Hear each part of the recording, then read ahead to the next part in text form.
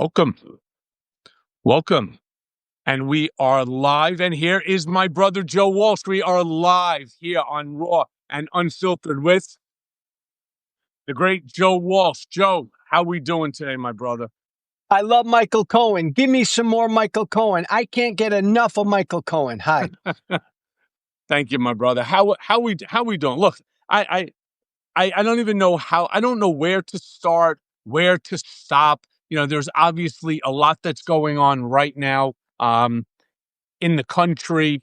There's new stories coming out about obviously John Brennan, which I have my own opinion on. I've been very clear about that whole Russia hoax and the investigations on. But while that's happening, there are things that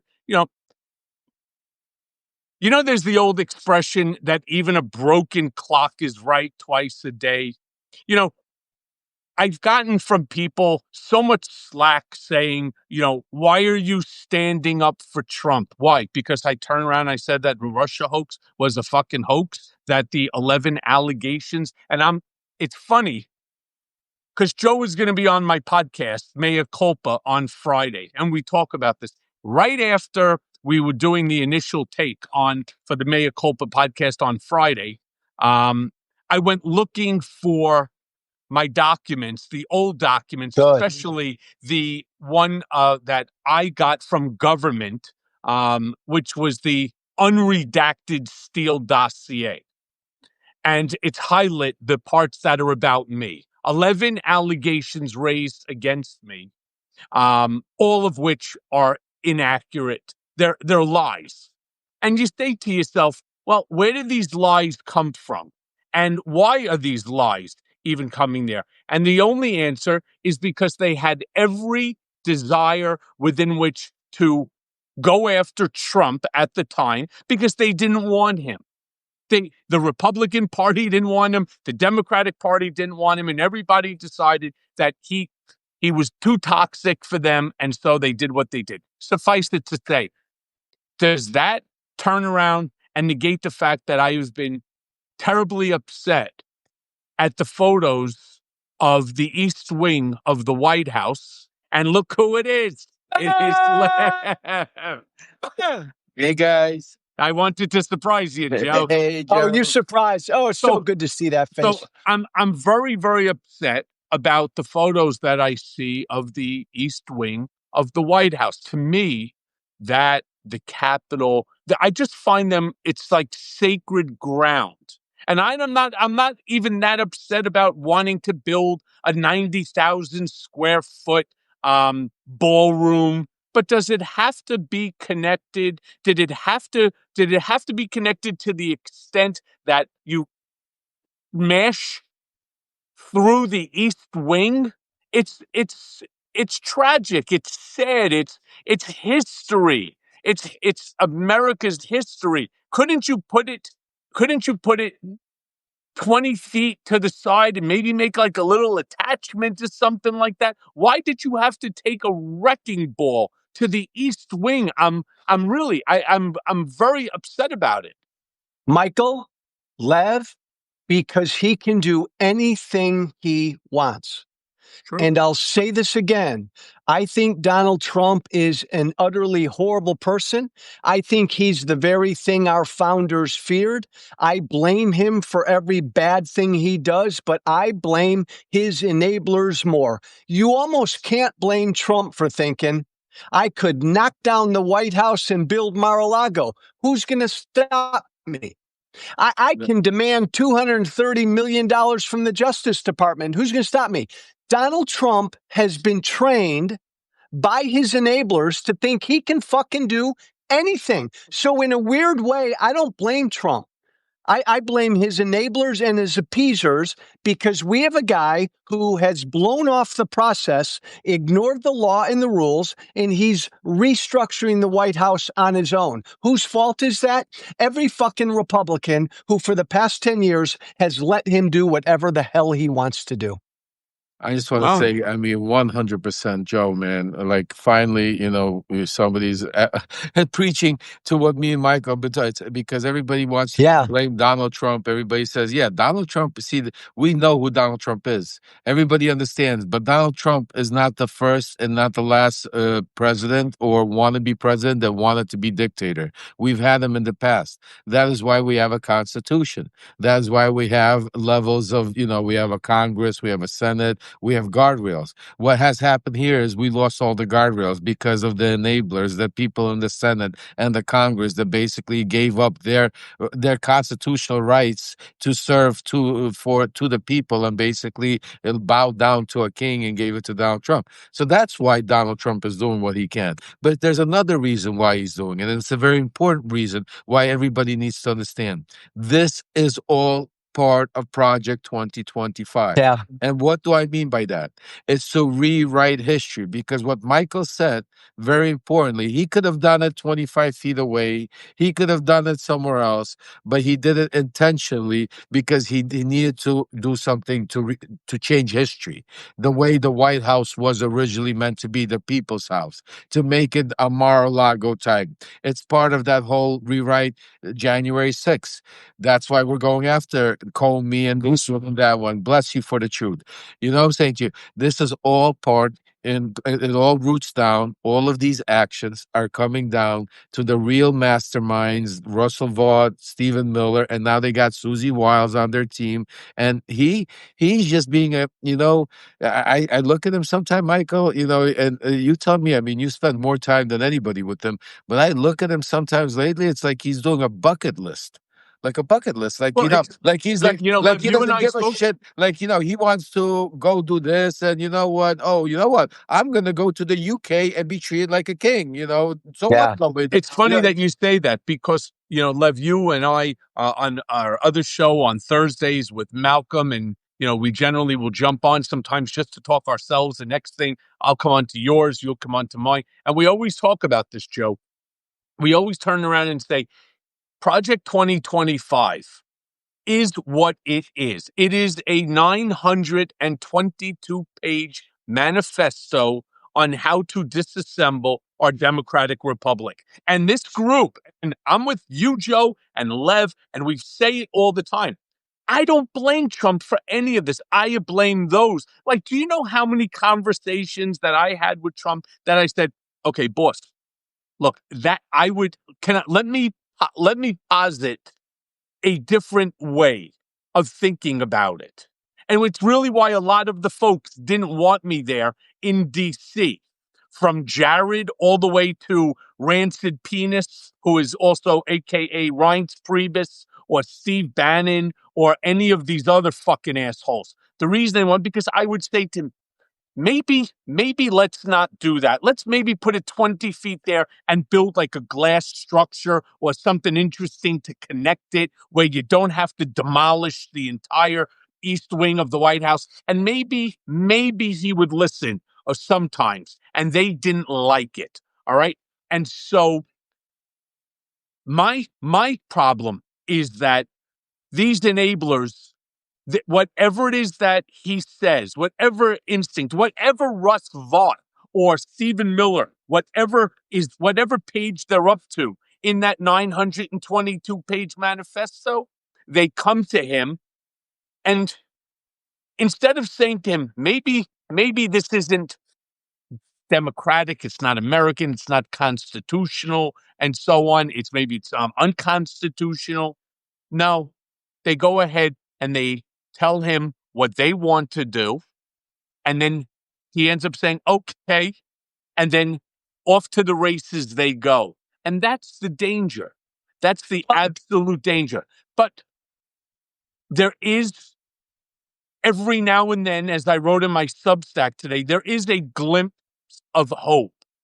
I wrote today in my Substack, the day the Senate remembered itself. Because today, it's not often that I use the word Senate and morality in the same sentence without irony or fucking laughing my head off.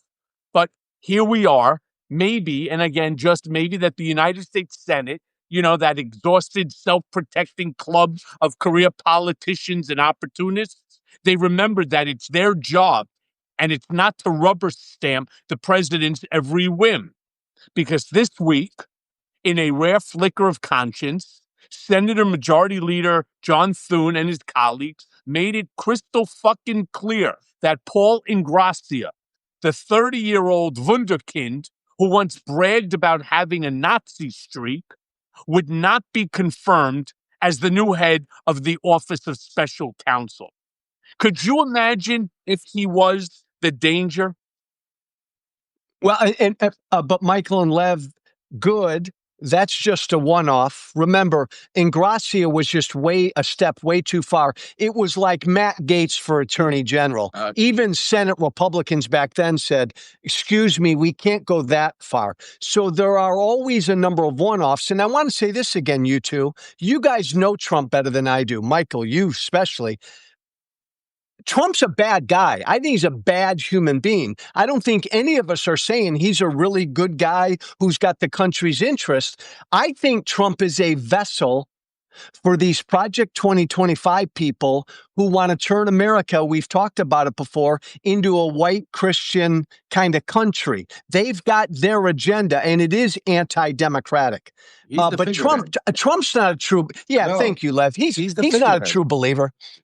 Joe, you are 100% right. I mean, Trump. That's why I even said preference to Michael, saying that it looks like he's on a bucket list, meaning where the way I look at it, he's trying to make as much money as he can. He's trying to leave a legacy, whatever that legacy in his mind is, by building the Mar-a-Lago in Washington D.C. The arc that he's building, the relation. I mean, all these things are more like it's made towards him, his legacy, his family.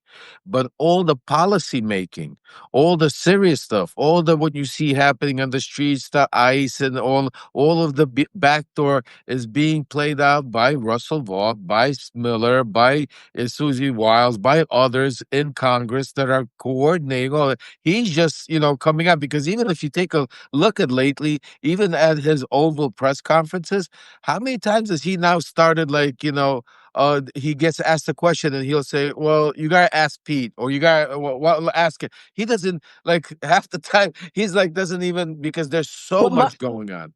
Lev and Michael, answer this. I've always wanted to ask you two guys this.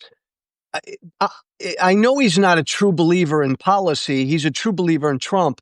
But are there any of these policies, Michael and Lev, that he is a true believer in? I always think tariffs. He's always fucking, for some reason, believed in tariffs.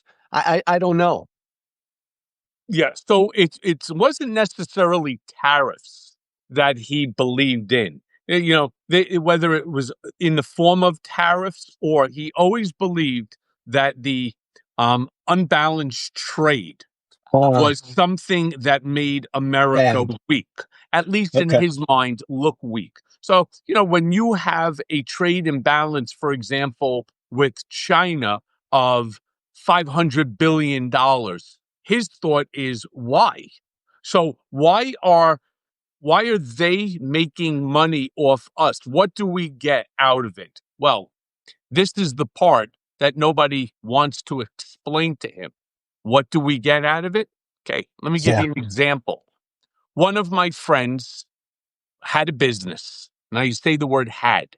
He's been in that business now for about 30 years. He started it literally right out of college.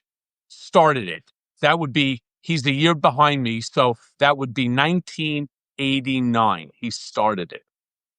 And he had about 600 employees. What they would do is they would buy mass goods from China, and they would bring it here, and then you'd be able to, as the consumer, buy it relatively cheap, right? Because he bought it cheap, imported it here, and he would sell it to Costco, Walmart, the big box stores, Amazon, and so on. He had 600 employees. So when you say, what did we get out of it? How about a job for 600 people with just one guy? That doesn't even include the fact that the same 600 people are buying leftover goods here in America and shipping it to China for sale. So, it's not as if there's no reciprocal trade. It's just they produce more goods that Americans want to buy inexpensively than what Chinese buy of American products because we don't Yeah. really produce much. Okay? But that's 600 jobs that are now gonzo. That's 600 real salaries, healthcare, insurance, workers' comp. Let's just understand how business metrics actually work. The second that he has his business, you need a 250,000 square foot property. So either he had to buy it and build it or he was renting it. Meaning, if he was renting it, he's paying somebody a a fee for the use of it, right? Meaning they're now collecting money and they pay taxes on that too. So this thing sort of it just keeps Yeah. running on and on and on. And that's how it goes. So, I tried to explain to a friend of mine that they simply just don't understand how econometrics work because that's what it's called, econometrics. Nothing, nothing is just from point one to point two or A to B. So even hypothetically, just take the lumber scenario we have with Canada right now. Somebody owns the fields that has the bark, that have the trees. Somebody has to chop the tree down.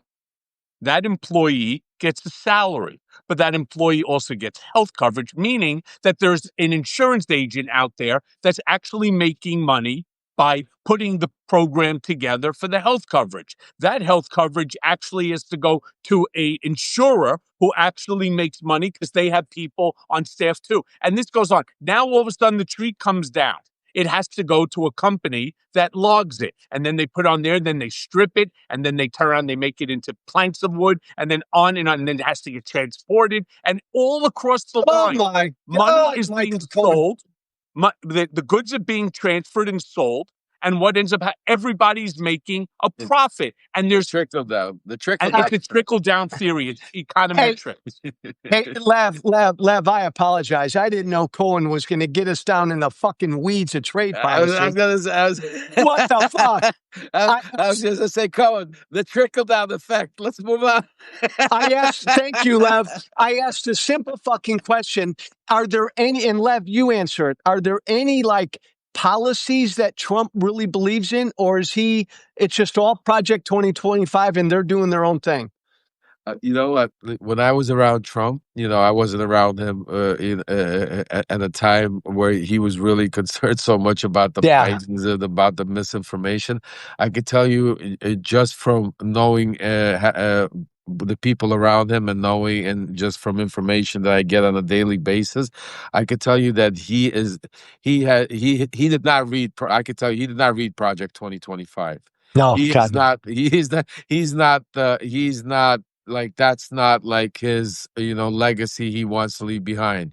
He is trusting it to certain people. Like, and I don't know, maybe over time, but what I'm hearing is he's very trusting Miller.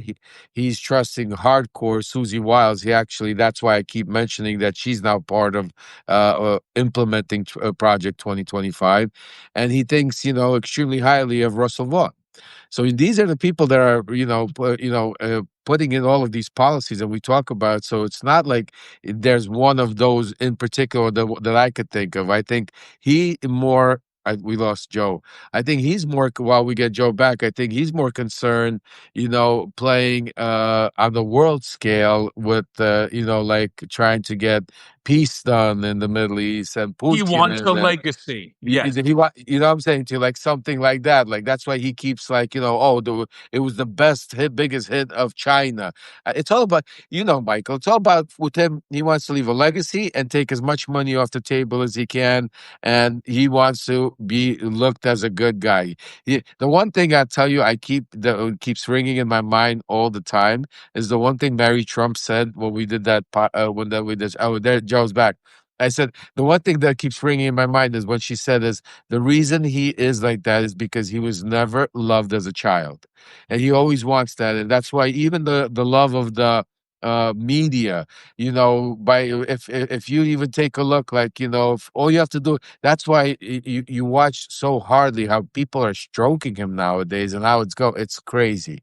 It's crazy. Could So they yeah, so I ever, don't know if there's Lev? an exact policy that I think Michael is right when it comes down to maybe some of the China stuff. I think he definitely, in his head, he's trying to, if he could, he wants to take Canada over, because in his mind, the real estate part of it, that line, you take it away, it's a beautiful piece of, you know, you know what I'm talking Could about. it ever, Lev or Well, Michael? that screws me over because I'm now a Canadian citizen, Could which it would ever, mean that I lost my Canadian citizenship. Lev or Michael? Could it ever get to a point where the Stephen Millers and Russ Vaught's of the world go too fucking far, and even Trump says you're going Yeah, too far? yeah, yeah.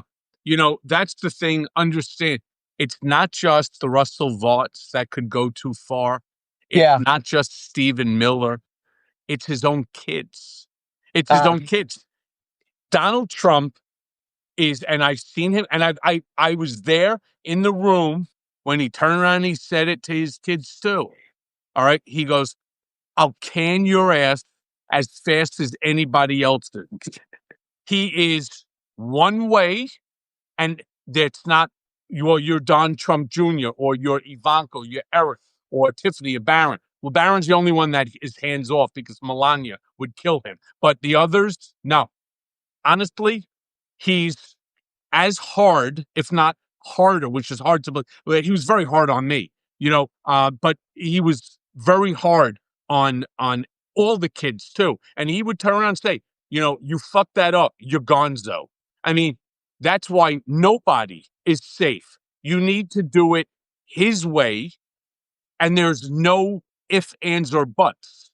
When he tells you go from point A to B and take A Street, if you take B Street, even if you save time, it doesn't matter. He told you A Street, and that's what he wants. It's plain and Michael, simple.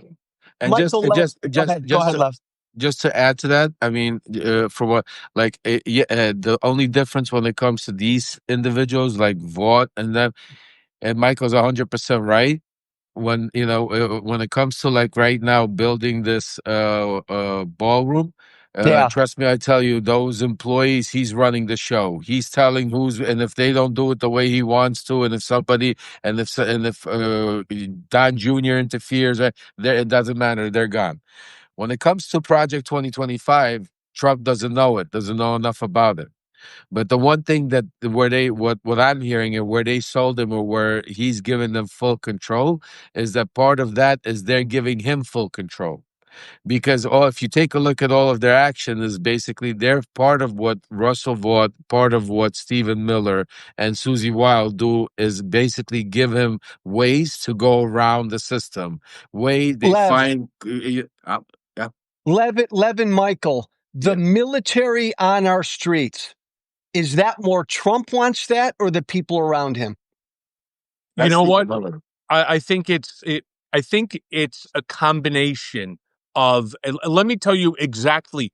Exactly. I don't even have to be in the room, and I will tell you exactly how this thing started off. You have a Russell Vaught or a Stephen Miller turns around, or a Tom Homan that said, "You wanted 10 million deportations. Mass deportation now was the sign. The only Yeah. way for us to do that is we need to put boots on the street. Mr. President, sir, we need to put boots on the street. We need to go running through X, Y, and Z area. And we know that there are people there that shouldn't be here in America. They're illegal. Let's round them the fuck up. Let's do it and videotape it. Let the entire So they talked country him into that, video. Michael. They want the talked him into video. that. Yeah, Michael's 100% right. Not only do they talk him into it, but they use the propaganda. They show him videos. They tell him, they come to, they're like, can you believe Antifa, what they did? They took what a loyal. They tried to burn the flag, and then one of the guys that tried to save the flag, he ended up in prison.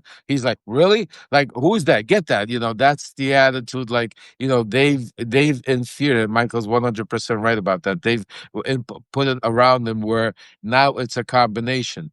They need it for Project 2025 to work, they need this to or everything to play out. Not only the division that's happening between Americans every day, the fact that our Constitution, our rights are being They taken go away. one step even further. Yeah. So right now, right this second, in New York City, and you can Google it, ICE is running through Chinatown. Yeah, yeah. They are in Chinatown right now, throwing people on the ground. They are grabbing people, zip tying them, putting them into cars, disappearing them, etc. And you say to yourself, wait, Chinatown, it's a little far off from Venezuela or what do you call it, South America or Mexico, right? Doesn't make a difference. Here's what they're saying to Trump on the side. Hey, boss, hey, this is really trending well with the base. The base is loving Michael, this. MAGA, Michael, it's not trending well outside of the base. Don't they tell him that? the base got him elected in 2025 again. And in his mind, the base is the denominator. So if there's 50 or 70 million Republicans, of which more than half, let's say, are MAGA, and because of the fear of MAGA, the other half vote along party line, he doesn't care. Exactly, Diane. He does not. They are feeding him alive. Ignore that poll. Of course, the ABC Ipsos poll says that you're underwater, right? And that's why Slopadopoulos had to pay you $16 million. Of course, CBS Reuters turns around and has in the negative. They feed him lies in order to. They've always That's done why that. they had, I forget her name. That's why they had that young lady there at the times of the trials holding a portable fax machine in order to give him pages on any story that they can highlight and say, "Look, you're doing good. The case is going right." Look at what Mike Johnson said. Look at what J.D. Vance said. Look at what Eric said. And that's what they do. They misinterpret facts in order to feed the narrative. And who controls that narrative? He does from a 35,000-foot perspective. Just think about even just a simple like what Michael said. Remember when Stephen Miller stood in the Oval Office and basically after the Supreme Court ruled against them, turned around and said completely different. Said they ruled for us, and Yeah, Trump stood there and said, yeah. I mean that is exactly what you saw play out. Now imagine what you don't see play out. Imagine what's in and the people that are around him. Imagine what's in his ear 24/7.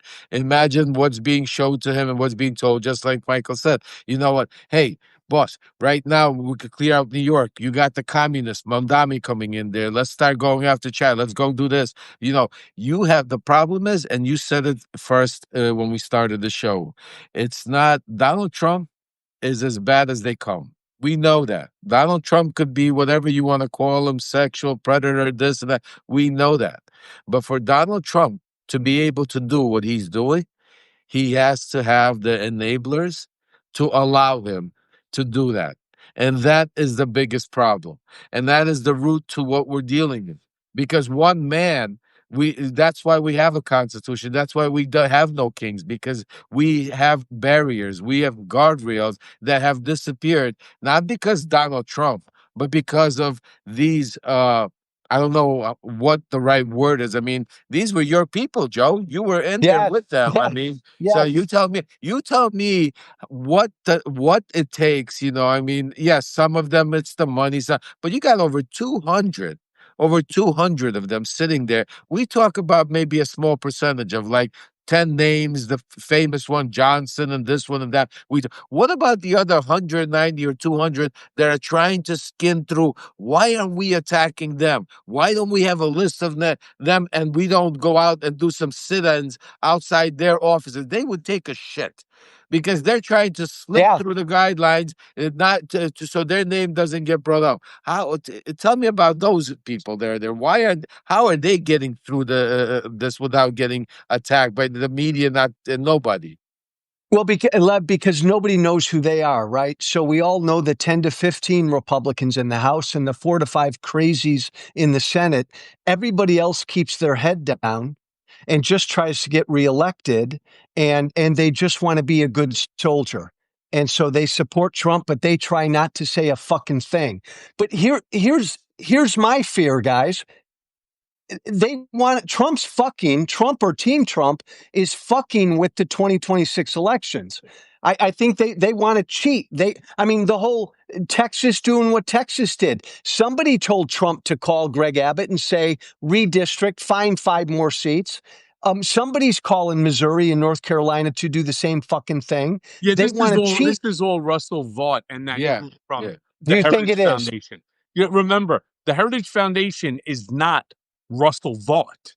The Heritage Foundation's like 100 Russell. Oh, And what huge. they do is they feed up the pyramid, all right? Straight up, hey, you know what? We can do this. That's a great fucking idea, right? I mean, think about how the guys escaped from Alcatraz, right? By sewing together rubber, and blowing it up in the whole 9 yards, and nobody knows what happened to them. But my point is, if you give somebody enough time to think about trying to do something to break something, it's just a matter of time before they figure it out, right? Yeah, That's all that they have to do. They sit there as groups in a think tank. What can we do to fuck this up? And that's all that they want to do. But here's also one of the big problems.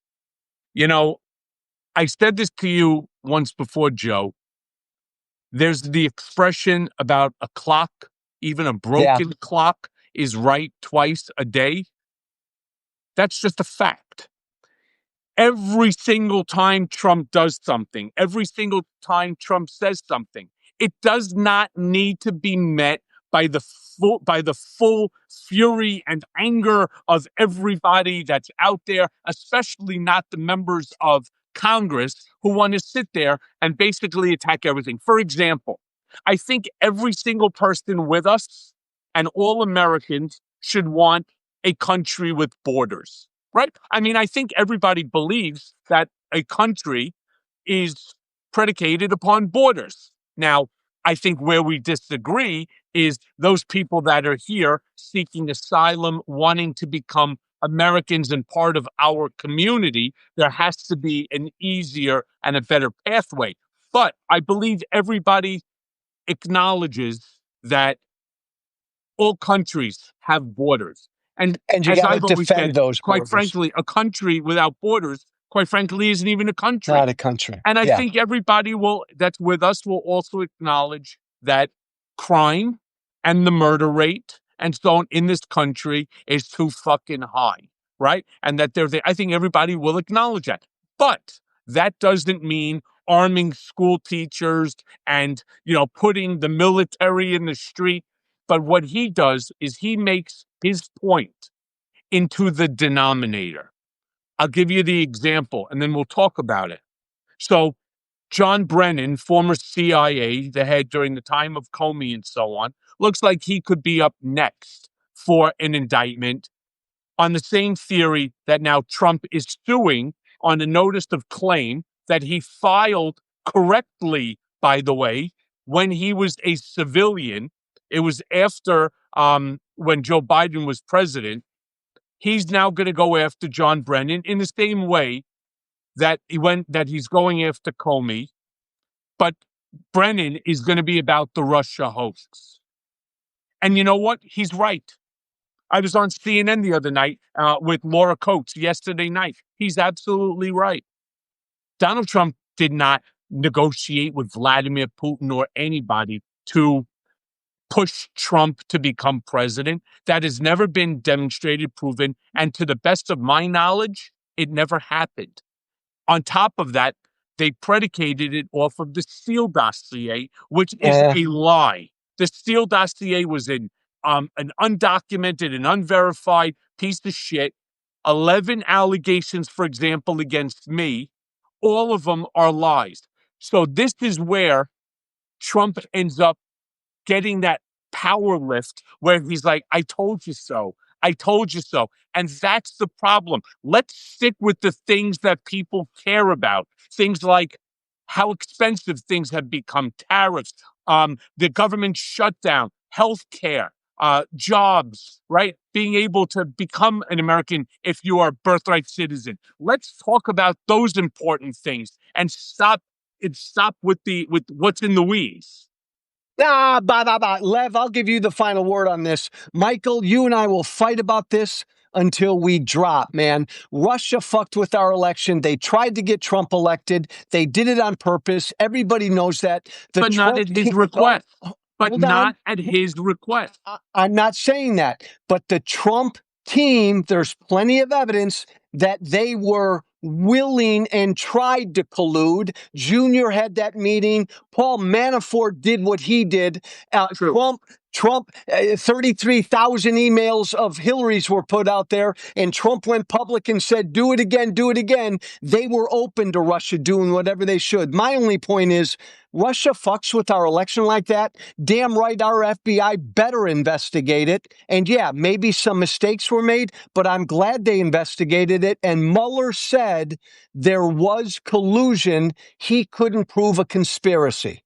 Lev, I'll give you the final word. So I'm going to say both of you have a good point. Cohen pisses me off. But I go and I understand Michael from what he's saying, because Michael had a personal interaction when it comes to the Steele dossier, and he was dragged through the mud, and because of that, a lot of the credibility loses it. And I agree, just like the P tape, when they made a whole big deal about that, there's this P tape and made all with that said, Joe was 100% right. There was collusion, but it wasn't with Donald Trump. Donald Trump, I've said it from day one, never called.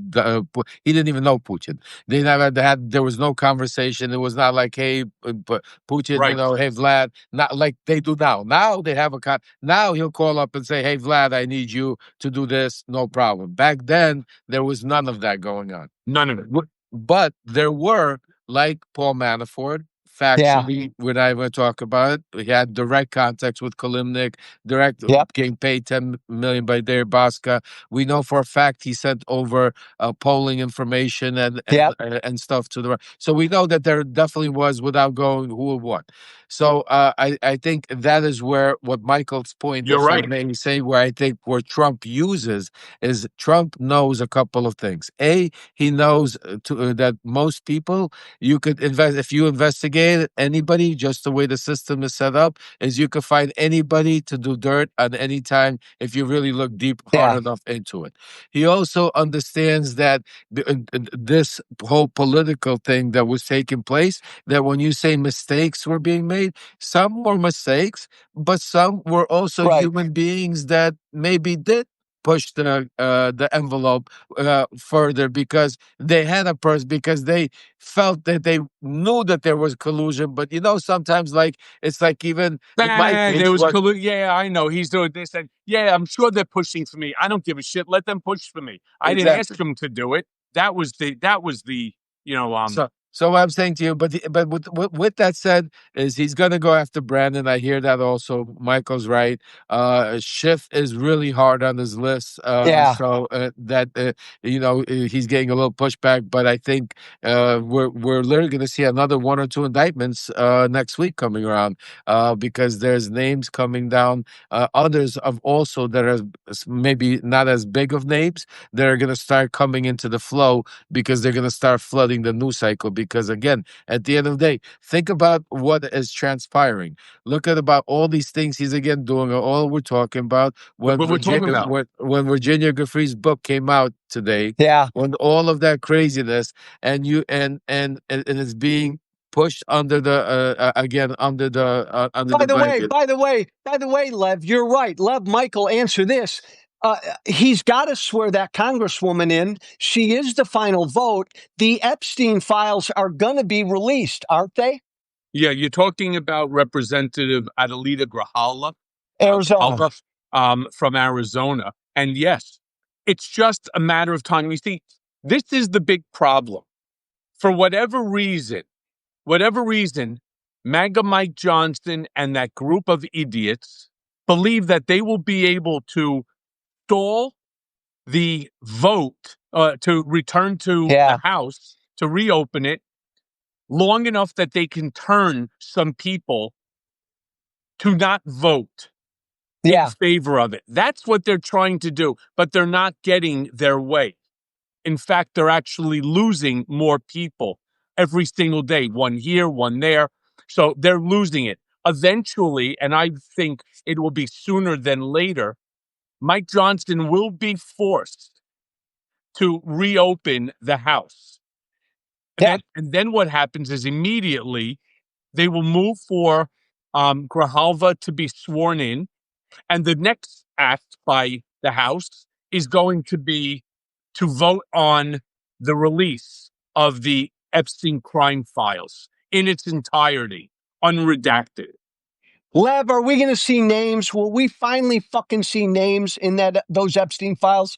Well, guys, everything Michael said is 100% right, except for that what I'm hearing, and I hope I'm wrong. And I'm still, I don't want to. This is not 100% yet. I'm still verifying from other sources. But we also saw another hit in Venezuela, another boat in the Pacific today. There was another boat hit in the Pacific today, and part of, like Michael said, eventually they're going to open up. Eventually, they can't prolong it. They're going to have to put her, swear her in. And that is going to come to a vote. What I'm hearing is that is when we're going to see something drastic to change the news cycle, where we might have an attack into Venezuela, where, yes, the vote will be on the floor, but it will be like, are you kidding me? This is what you care about right now? While we're at war with this, type of where the media, what they're going to trash. And I hope I'm wrong. I hope this is, I still got to verify it, but this is what's playing to, because that is his kryptonite. We all know, we all talk about the files to be released. Not only that, I mean, to even face the victims or the survivors. I mean, he fears that more than even the files, because with the files, he could twist it, he could get away. But to think about it, if he were to have those women sit in the Oval surrounding him, telling him their stories, how they were, what happened to them, he can no longer say it's a hoax. He can no longer say, you understand what I'm saying to you? So the fear of having those survivors in the Oval and to even confront them, the fact that the Democrats and organizations and the source or anybody out there is not organizing some kind of movements to be able to have these young women survivors with Rokana and Messi and Marjorie Green on the steps of the White House every single day. There you got it, Lev. And just ask a simple question. Day. Every day. They did it once, and they made a big deal out of it. And these beautiful, beautiful women went, and they with the most heart-wrenching tears pouring out of their eyes, telling their stories, right? Reliving this horror. All of a sudden, it started on a Monday and it stopped on a fucking Tuesday. I'm with you, Lev. Every single day, once a week, just have a group of them. Take a room that has 100, 200 seats, whatever the number is. Let that number grow. My understanding, there's 1,000 women that were there, 1,000 involved. Bring them all there where it cannot be ignored. And you know what? Turn around and say to them, if any of you know who the gentleman was, who the scumbag was that you were with when you were a child, throw the name out there. Put the name out there. Because I remember they sat there and they said that if they don't release the files, that these women were going to turn around and give the names to their lawyer. Marjorie Taylor Greene herself said that she will read it when she's speaking, so she has immunity. Michael, they're scared. They're scared. They're scared right now, but we don't even need that. We all we need is a simple thing. Just like you always say, very simple. Mr. President, somebody just has to have the balls. Some reporter has to have the balls to do it every time they're in the press. Ask it. Just a simple question. Mr. President, Why won't you meet with the survivors to listen to their story? They're not Democrats. They're Republicans. They voted for you. Use Charlie Kirk asked you to listen to it in his memory. Sit down with them. I mean, there's ways where you could manipulate. And what is he going to say? No, I'm not going to sit down. How long can he play that game Well, until it changes? And I'll also say this, guys. Yes, that Arizona Congresswoman will be sworn in. She is the 218th vote. They will pass the discharge position to release the files unredacted immediately, but I don't think Pam Bondi will.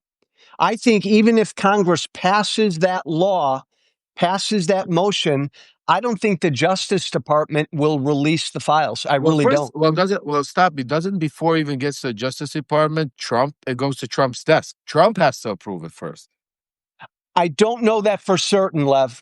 That's what I don't know that for certain. I think that's what I heard from Rokana. Well, I might be wrong. I might be that's wrong. interesting then, Lev. Then would Trump sign it? That's what I think. I think what happens is it goes to his desk, and then it could get interesting because he could sign it, and then again Pam Bondi could take the hit for him and not release it, or release, whatever. Again, at the end of the day, all of us agree on the one thing is they're doing everything in their power not to release it, everything in their power to hide it.